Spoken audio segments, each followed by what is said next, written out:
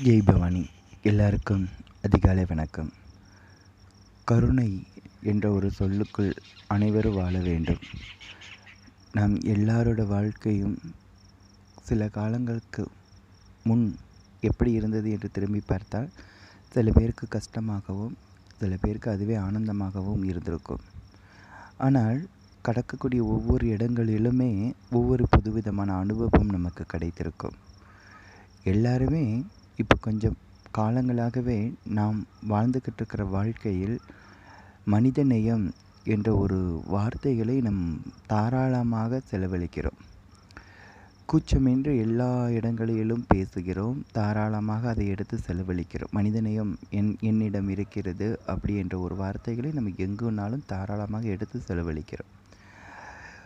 Okay, ஆனால் அந்த மனிதநேயத்தை வார்த்தைகளால் எடுத்து செலவழிக்கிற நாம் உள்ளத்தால் இன்னொருத்தங்க கிட்ட மனிதநேயத்தோடு நடந்தோமா என்று கேட்டால் அதுக்கு அன்றாடம் எல்லாரும் யோசிக்க வேண்டியது தான்.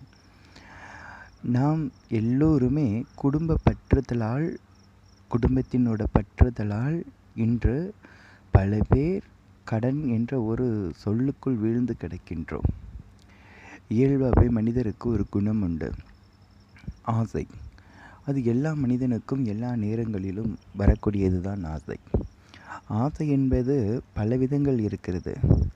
உடல் அழகுபடுத்துவது ஆசை, உணவுகள் விதவிதமாக சாப்பிடணும் என்ற ஒரு ஆசை, இந்த உலக ஆடம்பரத்தில் வாழணும் என்ற ஒரு ஆசை, இதையெல்லாம் தாண்டி நிறைய பணம் சேர்க்கணும் என்ற ஒரு ஆசை நம்ம எல்லாருக்குமே இருந்து தெரியாத ஒரு விஷயங்கள் மேல் நம்பி நாடி அதில் போய் செய்யும் பொழுது அதில் பல பேருக்கு லாபமும் நஷ்டம் இரண்டுமே ஏற்றுக்கொள்ளக்கூடிய ஒரு தருணத்துக்கு வந்து விடுகிறோம். ஆனால் நம் வாழக்கூடிய அத்தனை பேரோட வாழ்க்கையிலையும் திரும்பி பார்க்கும் பொழுது பணம் என்ற ஒரு பற்றாக்குறை அனைவர் வாழ்க்கையிலும் இருக்குது. இங்கே பணம் பற்றாக்குறை என்று இருக்கும் ஒரு மனிதர்களுக்கும் தேவையானது பணம் என்று தான் நாம் எல்லாருமே நேசிக்கிறோம். ஆனால் ஒரு தேவை பணம் என்று நேசிக்கிற நீங்கள் அந்த பணத்தை பெற்றுத்தரக்கூடியது நம்மளோட கிரகங்கள், நம்மளோட சக்திகள், கிரகங்கள்னு எதனாலும் சொல்லலாம். அப்படிப்பட்ட கிரகங்கள் நம்மக்கிட்ட வசப்படணும் என்றால் நம்மளோட கர்மா சரியாக இருக்கணும். அதை தாண்டி நமக்கு கடவுள் மேல் நம்பிக்கை இருக்கணும். எல்லா விஷயங்களையும் உடல் மேல் அழகுக்கு ஆசைப்படுறோம், உணவுகளுக்கு ஆசைப்படுறோம், பணத்துக்கு ஆசைப்படுறோம், எல்லாத்துக்கும் ஆசைப்பட்ட நாம் கடவுள் மேல் ஆசை கொண்டோமா, அந்த கடவுளை நேசித்தோமா, கடவுள் மேலே ஆசை கொண்டோமா என்று கேட்டால் நம்ம எல்லாருக்குமே அது ஒரு கேள்வியும் ஒரு பற்றாக்குறையும் இருந்துக்கிட்டே தான் இருக்குது.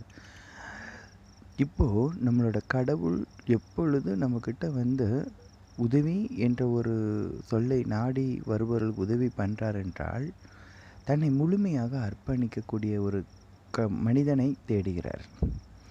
அது மட்டும் கிடையாது, நம்ம ஒவ்வொரு நேரங்களிலும் வந்து இந்து அப்படின்ற ஒரு உணர்வுகளை நம் மனதுக்குள்ள வந்து அப்படி ஸ்ட்ராங்காக ஆக்கிக்கிடணும். ஏன்னா ஒவ்வொரு இடங்கள்லையும் பாருங்கள், இந்த இந்து மதத்தில் எந்த தெய்வத்தை கும்பிடுவது என்று தெரியாமல் கூட நிறைய பேர் கும்பிடுகிறோம். அது மாத்திரம் இல்லாமல் யாரெல்லாமோ வழிபோக்குகளில் இன்னொரு கோவில் சார்ந்து குறை பேசினா அதையும் ஆனந்தமாக கேட்டு அந்த இடத்த விட்டு செல்கிறோம். ஒரு கோவிலை பற்றி இன்னொரு இடத்துல பிடிக்காத ஒரு இடம் நீங்கள் நினச்சிட்டு அவங்க பேசுகிறத அதை விரும்பி கேட்குறீங்க.